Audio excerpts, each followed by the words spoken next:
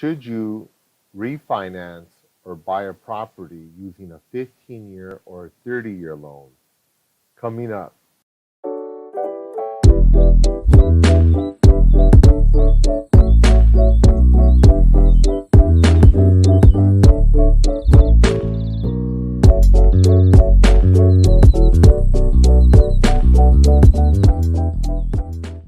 Hi everyone, this is Dr. Ernesto, and in this channel, we give you health and wealth tips to help you be more successful.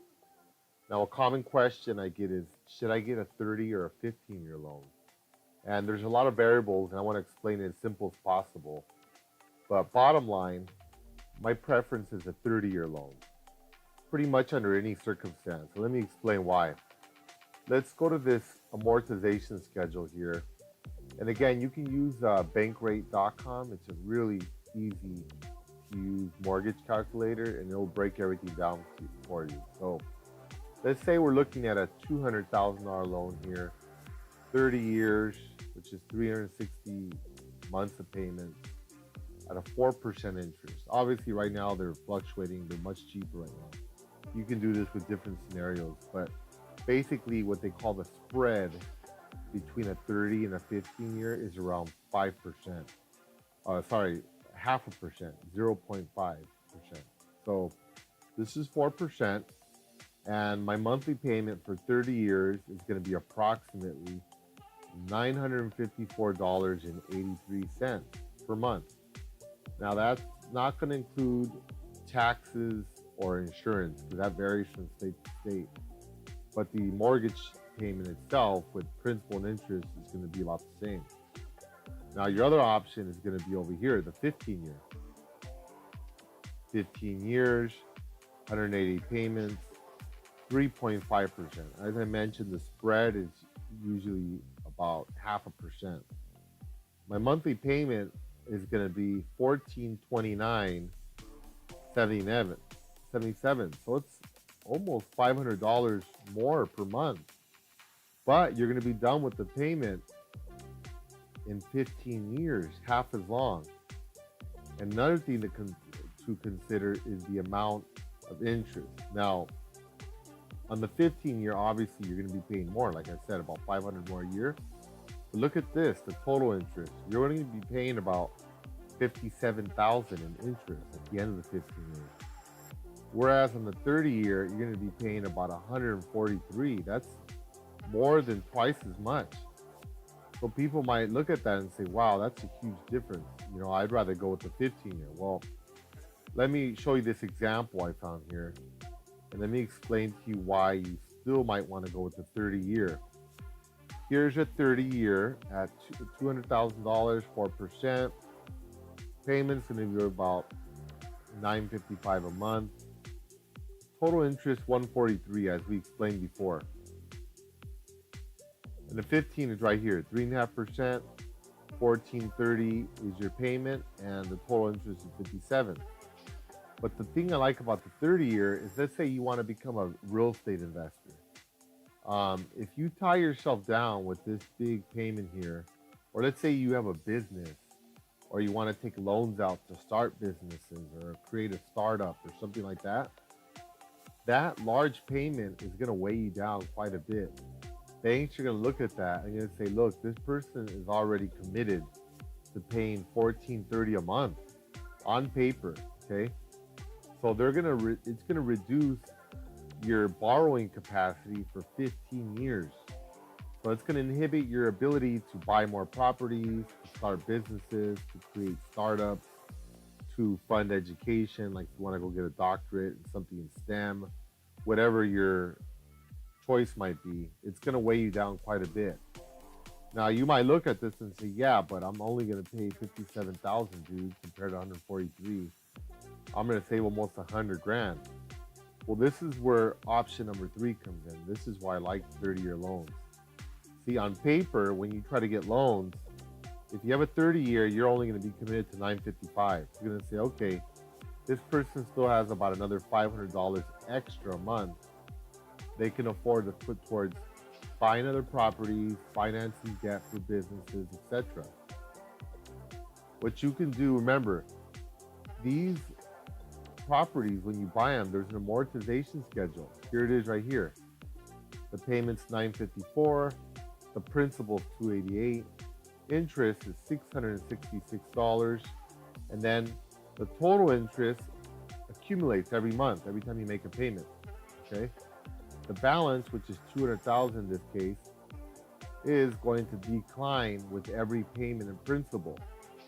And as I mentioned in a previous video, when you go to the end of the amortization, there's zero owed on the $200,000, and you've paid a total of $143,000 here in interest. So your total is going to be more like $343, $739, and 1 penny you're going to pay. But look at the principal interest you're going to be paying at the end. It's $3, and the principal goes up to $951, and of course the payment is consistent. Remember, the payment is $954. It's comprised of the principal and the interest. And these loans, in this case, and always, they're front-loaded. Most of the mortgage interest you're going to pay at the end. See, at the end here, you're paying principal. This is money that's going to go to pay down your actual debt. Here's your interest, which is $3. But at the beginning, that was split backwards. Look at the interest. Instead of $3, it's $666. Look at the principal. Instead of $900 and change, it's $288. It's a third. So it's going to pay down your balance much lower. So now let's say you get this 30-year and you're like, dude, I don't want to pay this extra $95,000 here that I see in this calculation. Okay, well, over here in the beginning, you can immediately start making extra payments every month. And it has a snowball effect. Not just does it lower the interest for that $500 or that $1,000, it lowers the interest for that amount over 30 years or 28 years or whenever it is you make that payment in the payment schedule here. So the effect is compounded. That's why they call it the snowball effect. You know, if you've ever been to the snow, you drop a snowball, it starts rolling, it can turn into an avalanche and wipe out a whole city by the time it builds up in size. It's the same deal here. You can have a snowball effect basically of 30 years. So in this scenario back over here, this person had a 30-year loan and they decided, hey, I got some extra money, I want to pay it down. That's the other thing, it gives you flexibility. If you owe $1,430 a month, you can't go to the bank and pay $955. They're going to foreclose on you. You're going to lose your property. So it gives you options. You can buy it with a 30-year mortgage, pay $955, and then you say, hey, I don't want to pay all this mortgage interest, so I'm going to pay this much more per month, which is approximately $500 extra a month. If you look at it, it's only about $50 more than this one. And you're going to pay it off in 15 years. Okay? So you're going to get the same benefit, but you're not going to be tied down with this $1,430 hanging around your neck, not allowing you to get money to make other investments. Now, you might look at this further and you might say, hey, well, wait a minute. Sure, I'm going to save, quite a bit here, like $75,000, but this is still about, $9,000 more. I don't even want to pay that $9,000. Okay. Well, check this out. You can still do the 30-year, and remember the snowball effect. Instead of paying $1,459, you can pay approximately $1,530. An extra $50, and you'll pay the same amount of interest as this one, and you'll actually pay it in less than 15 years. You'll be done like in 13 years or something.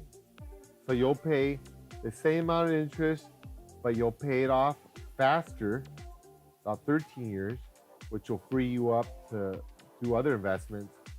But you'll only show $955 of an actual liability on your credit and counting against your income. So you're going to be allowed to do a lot of investing. So you can get all these benefits with a 30-year. It gives you a lot of flexibility. Allows you to pay it in 30 years, 20 years, 15 years, 10 years, whatever you want. And you could save all the interest, but again, you're not locked into this. I don't like the idea of being locked into these big payments. Banks look at that and they say, hey, this guy's locked in for $1,400.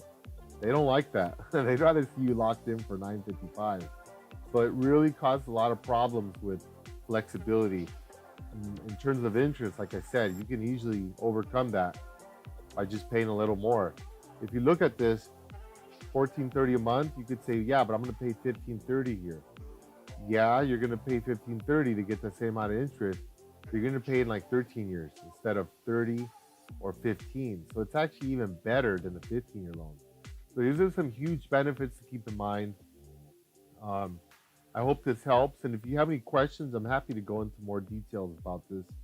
Just comment below. And if you haven't already, please subscribe to our channel. Thanks again for listening. Bye bye.